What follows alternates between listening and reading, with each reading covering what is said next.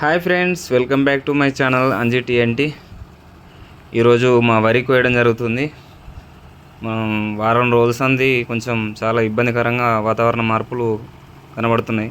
ఉరుములు, మెరుపులు, అక్కడక్కడ వడగాళ్ళ వానలు, ఇట్లా చాలా ఇబ్బందికరంగా వాతావరణం ఉండడం వల్ల రైతులు నష్టపోయే అవకాశం ఉన్నది. కాబట్టి కొంచెం ముందు జాగ్రత్తతోనే మా వరి ఈరోజు కోయడం జరుగుతుంది.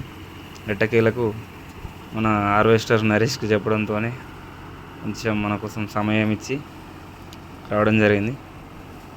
వరి ఏంటంటే కొంచెం ముందు జాగ్రత్త పడి వరి కోసుకోకపోతే ఏమవుతుందంటే వాతావరణంలో ఎప్పుడు ఎలాంటి మార్పులు వస్తాయో తెలియదు. ఇప్పటికీ వారం రోజుల నుంచి కొంచెం వాతావరణం మబ్బుగా ఉండడము, చల్లగా ఉండి అక్కడక్కడ చిరుజల్లులు పడడం జరుగుతుంది.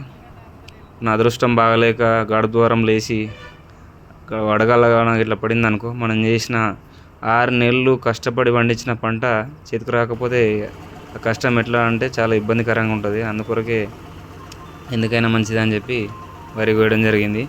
ఈరోజు ఆదివారం, మాకు కూడా కొంచెం ఇంటికాడ ఉంటాం కాబట్టి ఆయనను కొంచెం రిక్వెస్ట్ చేస్తే ఆదివారం వస్తా అని చెప్పిండు. ఈరోజు వచ్చిండు. రైతులందరూ కూడా కొంచెం ముందు జాగ్రత్త పడి వాతావరణంలో చాలా మార్పులు రాకముందుకే మనం వరి కోసుకున్నది బెటర్. ఎందుకంటే 6 నెలలు కష్టపడి పంట చేతికి వచ్చే సమయంలో పంట చేతికి రాకపోతే చాలా ఇబ్బందికరంగా ఉంటుంది. కానీ ఈ హార్వెస్టర్ అనే వ్యవస్థ లేకపోతే రైతాంగం అసలు ఎంత వెనకబడిపోయేదో నిజంగా ఊహించుకుంటేనే దారుణం ఉంది. నేను చిన్నగా ఉన్నప్పుడు మా నాన్న వ్యవసాయం చేసేటప్పుడు చూస్తే మాకు 2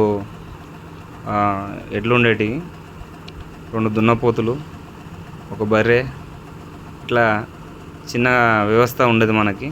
అప్పుడు ఏంటంటే నాగలు కట్టి మా నాన్న పొద్దున్న నుంచి సాయంత్రం దాకా దున్ని మస్తు ఇబ్బందికరమైన వ్యవస్థ. అప్పుడు పని బాగా చేసి కనీసానికి ఇప్పుడు నడవలేకుండా అయిపోయాడు.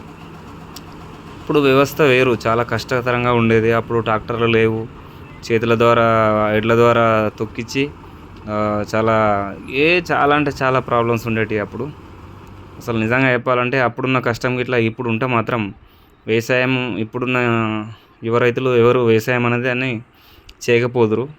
అప్పుడు ఏంటంటే వరి చేత కొయ్యాలి, వాటిని మెదలుగా పెట్టి ఒక కళ్ళం లాంటిది ఏర్పాటు చేసుకొని అందులో పెట్టి ఎడ్లతో తొక్కించి వాటిని మళ్ళీ పడుగు అంటారు, పడుగు పెట్టేసి తొక్కించి మళ్ళా వాటిని పడుగు మర్రేసి అందులోకెళ్ళి వడ్లు తీసి వాటిని ఫ్యాన్లు పెట్టి పట్టి కుప్ప వేసి ఎండబెట్టి అప్పుడు అమ్మేది. అప్పుడు చాలా అంటే చాలా కష్టం ఉన్నది. ఈ హార్వెస్టర్ తయారు చేసిన వ్యక్తికి మాత్రం నిజంగా మనం ఎన్ని చెప్పుకున్నా చాలా తక్కువ. అతనికి కృతజ్ఞుడై ఉండడమే మనం.